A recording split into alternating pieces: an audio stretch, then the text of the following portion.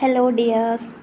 അപ്പോൾ 2 ദിവസമായിട്ട് നമ്മൾ 2 സബ്ജക്റ്റിൻ്റെ പ്രീവിയസ് ക്വസ്റ്റ്യൻസ് നോക്കിയായിരുന്നു. ഇന്ന് ഫാർമസ്യൂട്ടിക്കൽ മൈക്രോബയോളജി എന്ന് പറയുന്ന സബ്ജക്റ്റിൻ്റെ ക്വസ്റ്റ്യൻസ് നോക്കാം. ഈ സബ്ജക്റ്റിലും നേരത്തെ നോക്കിയതുപോലെ തന്നെ 5 യൂണിറ്റ്സ് ആണ് ഉള്ളത്.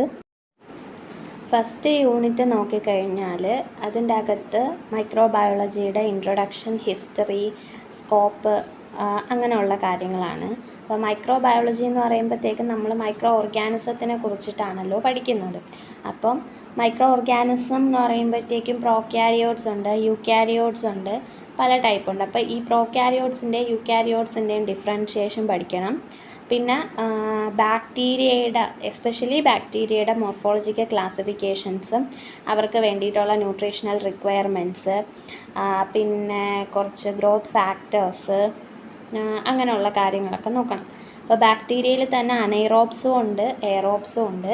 അവർ തമ്മിലുള്ള കൾട്ടിവേഷൻ മെത്തേഡ്സ്, അവരുടെ രണ്ടുപേരുടെയും കൾട്ടിവേഷൻ മെത്തേഡ്സ്, അപ്പോൾ ബാക്ടീരിയൽ ഗ്രോത്ത് എങ്ങനെ കണ്ടുപിടിക്കാം എന്നുള്ള മെഷർമെൻറ്റ്സ്.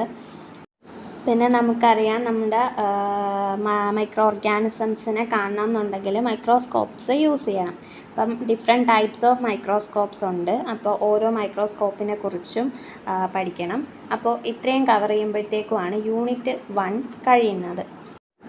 നെക്സ്റ്റ് യൂണിറ്റ് 2 വരുമ്പം അതിൻ്റെ അകത്ത് ബാക്ടീരിയനെ എങ്ങനെ നമ്മൾ ഐഡൻറ്റിഫൈ ചെയ്യും, അതായത് bacteria, different types of bacterias ഉണ്ട്. റോഡ് ഷേപ്പ് ഉണ്ട്, സ്പൈറൽ ഉണ്ട്, അങ്ങനെ പല ടൈപ്പ് ഉണ്ട്. അപ്പം ഓരോന്നിനെ എങ്ങനെ നമുക്ക് സ്റ്റെയിനിങ് ടെക്നിക്ക് യൂസ് ചെയ്തുകൊണ്ട് ഐഡൻറ്റിഫൈ ചെയ്യാമെന്നുള്ള കാര്യങ്ങളുണ്ട്. പിന്നെ കുറച്ച് ബയോകെമിക്കൽ ടെസ്റ്റുകൾ, മൈക്രോ ഓർഗാനിസത്തിൻ്റെ പ്രസൻസ് അറിയുന്നതിന് വേണ്ടിയിട്ടുള്ള ടെസ്റ്റുകളുണ്ട്. പിന്നെ മൈക്രോ ഓർഗാനിസം ഉണ്ടെങ്കിൽ സ്റ്റെറിലൈസ് ചെയ്യേണ്ട മെത്തേഡ്സ്, ആ സ്റ്റെറിലൈസ് ചെയ്തത് പ്രോപ്പറായിട്ടാണോ എന്നറിയാൻ വേണ്ടിയിട്ടുള്ള ഇവാലുവേഷൻ, ഇങ്ങനെയുള്ള കാര്യങ്ങളാണ് സെക്കൻഡ് യൂണിറ്റിൻ്റെ അകത്ത് പറയുന്നത്. തേർഡ് യൂണിറ്റിൽ വരുമ്പോൾ വൈറസ്, ഫംഗസ്, ഇതുപോലത്തെ മൈക്രോ ഓർഗാനിസംസും ഇവിടെ ഉണ്ട്.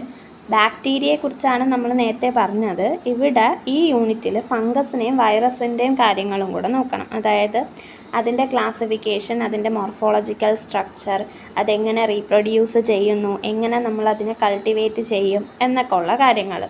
അതിൻ്റെ കൂടെ തന്നെ നമ്മൾ ഇതിനെയൊക്കെ മാറ്റാൻ വേണ്ടിയിട്ട് ഡിസിൻഫെക്റ്റൻറ്റ്സ് യൂസ് ചെയ്യാറുണ്ടല്ലോ. അപ്പം ഈ ഡിസിൻഫെക്റ്റൻറ്റിൻ്റെ ക്ലാസിഫിക്കേഷൻ, അതിൻ്റെ ആക്ഷൻ എങ്ങനെയാണ്, അതിൻ്റെ ആക്ഷൻ അഫക്റ്റ് ചെയ്യുന്ന ഫാക്ടേഴ്സ് എന്തൊക്കെയാണ്, നേരത്തെ സ്റ്റെറിലൈസേഷനിൽ പറഞ്ഞ ഇവാലുവേഷൻ പോലെ തന്നെ ഈ ഡിസിൻഫെക്റ്റൻറ്റ് യൂസ് ചെയ്യുമ്പോൾ ഉള്ള ഇവാലുവേഷൻ ടെക്നിക്സ്. പിന്നെ സ്റ്റെറിലിറ്റി ടെസ്റ്റിങ്ങിനായിട്ട് കുറച്ച് പ്രൊസീജിയേഴ്സ് ഉണ്ട്. അങ്ങനെയുള്ള കാര്യങ്ങളൊക്കെയാണ് തേർഡ് യൂണിറ്റിൽ വരുന്നത്. ഫോർത്ത് യൂണിറ്റ് എന്ന് പറയുമ്പം അസെപ്റ്റിക് ഏരിയ, പിന്നെ ലാമിനാർ ഫ്ലോ എക്യുപ്മെൻറ്റ്സ്, കണ്ടാമിനേഷൻ്റെ സോഴ്സസ്, അതിൻ്റെ പ്രിവെൻഷൻ, അങ്ങനെയുള്ള കാര്യങ്ങൾ. അതായത് മൈക്രോ ഓർഗാനിസം ഫ്രീ ആയിട്ടുള്ള ഒരു റൂം, അതാണ് അസെപ്റ്റിക് ഏരിയ അല്ലെങ്കിൽ അസെപ്റ്റിക് റൂം എന്ന് പറയുന്നത്. അപ്പോൾ ആ അസെപ്റ്റിക് ഏരിയയുടെ കാര്യങ്ങൾ, അതെങ്ങനെ ഡിസൈൻ ചെയ്യാം, അതിൻ്റെ കുറച്ച് ക്ലാസിഫിക്കേഷൻസ് ഉണ്ട്. പിന്നെ ഏതൊക്കെ ടൈപ്പ് കണ്ടാമിനേഷൻസ് ആണ് അസെപ്റ്റിക് ഏരിയയിൽ വരുന്നത്, ഇത് വന്നു കഴിഞ്ഞാൽ എങ്ങനെ പ്രിവെൻറ്റ് ചെയ്യാൻ പറ്റും, അങ്ങനെയുള്ള കാര്യങ്ങളാണ്. അതിൽ വരുന്ന ഒരു എക്യുപ്മെൻ്റാണ് ലാമിനാർ ഫ്ലോ എക്യുപ്മെൻറ്റ്. ആ എക്യുപ്മെൻറ്റിനെ കുറിച്ച് പഠിക്കണം. പിന്നെ പറയുന്നത് അതിൻ്റെ അകത്ത് തന്നെ അസേകൾ പഠിക്കാനുണ്ട്. അസേ എന്ന് പറയുമ്പം മൈക്രോബയോളജിക്കൽ അസേസ്, ആൻറ്റിബയോട്ടിക്സിൻ്റെ, വൈറ്റമിൻസിൻ്റെ, അമിനോ ആസിഡ്സിൻ്റെ ഒക്കെ. അതായത് ഈ ആൻറ്റിബയോട്ടിക്സിൻ്റെയൊക്കെ എഫിഷ്യൻസി, അല്ലെങ്കിൽ വൈറ്റമിൻസിൻ്റെ, അമിനോ ആസിഡ്സിൻ്റെയൊക്കെ എഫിഷ്യൻസി എത്രത്തോളം ഉണ്ടെന്ന് അറിയാൻ വേണ്ടിയിട്ട് ചെയ്യുന്ന അസേകൾ, അത് പഠിക്കാനുണ്ട്. പിന്നെ പുതിയൊരു ആൻറ്റിബയോട്ടിക്കിൻ്റെ അസസ്മെൻ്റ് എങ്ങനെയാണ് എന്നുള്ളത്. ഇത്രയാണ് ഫോർത്ത് യൂണിറ്റിലുള്ളത്. ഫിഫ്ത്ത് യൂണിറ്റിൻ്റെ അകത്ത് സ്പോയിലേജിനെ കുറിച്ചിട്ടാണ് പറയുന്നത്. അതായത് ഫാർമസ്യൂട്ടിക്കൽ പ്രോഡക്റ്റൊക്കെ പ്രിപ്പയർ ചെയ്ത് വയ്ക്കുമ്പം അതിൻ്റെ അകത്ത് ഉണ്ടാകുന്ന മൈക്രോബിയൽ സ്പോയിലേജ്, മൈക്രോ ഓർഗാനിസത്തിൻ്റെ പ്രസൻസ് വരുമ്പോൾ ഉള്ള സ്പോയിലേജാണ് മൈക്രോബിയൽ സ്പോയിലേജ്. അപ്പോൾ അതിൻ്റെ ടൈപ്സ്, അതിനെ അഫക്റ്റ് ചെയ്യുന്ന ഫാക്ടേഴ്സ്, അങ്ങനെ കണ്ടാമിനേഷൻ ഉണ്ടായിക്കഴിഞ്ഞാൽ അതിനെങ്ങനെ പ്രിവെൻറ്റ് ചെയ്യാം എന്നുള്ളത്. പിന്നെ അതിൻ്റെ അകത്ത് വരുന്ന ആൻറ്റി മൈക്രോബിയൽ ഏജൻറ്റ്സ്, അതിൻ്റെ ഫോമുലേഷൻസ്, അങ്ങനെയുള്ള കാര്യങ്ങൾ. പിന്നെ അതിൻ്റെ അകത്ത് വരുന്നത് ആനിമൽ സെൽ കൾച്ചേഴ്സ്, അതായത് ഈ മൈക്രോ ഓർഗാനിസത്തിനെ കൾച്ചർ ചെയ്യുന്നതാണ്. Animal cell cultures, different culture medias ഉണ്ട്. അപ്പോൾ അതിൻ്റെ ക്ലാസിഫിക്കേഷൻ, അതായത് പ്രൈമറി ഉണ്ട്, എസ്റ്റാബ്ലിഷ്ഡ് ഉണ്ട്, ട്രാൻസ്ഫോംഡ് സെൽ കൾച്ചേഴ്സ്, അങ്ങനെയുള്ള കാര്യങ്ങൾ. പിന്നെ ഈ അനിമൽ സെൽ കൾച്ചർ കൊണ്ട് ഫാർമസ്യൂട്ടിക്കൽ ഇൻഡസ്ട്രിയിലും റിസർച്ചിലൊക്കെ എന്ത് ആപ്ലിക്കേഷനാണ് വരുന്നത് എന്നുള്ളതൊക്കെയാണ് ഈ ചാപ്റ്ററിൻ്റെ അകത്ത്, ഈ യൂണിറ്റിൻ്റെ അകത്ത് വരുന്നത്. അപ്പോൾ ഈ 5 യൂണിറ്റ്സാണ് മൈക്രോബയോളജിക്കകത്ത് പഠിക്കാനായിട്ടുള്ളത്. അപ്പോൾ മൈക്രോ ഓർഗാനിസത്തിൻ്റെ സ്റ്റഡി കാര്യങ്ങളൊക്കെയാണ് ഫസ്റ്റ് യൂണിറ്റ്. സെക്കൻഡ് യൂണിറ്റ് വരുമ്പോൾ അതിൻ്റെ ഐഡൻറ്റിഫിക്കേഷൻ മെത്തേഡ്സ്.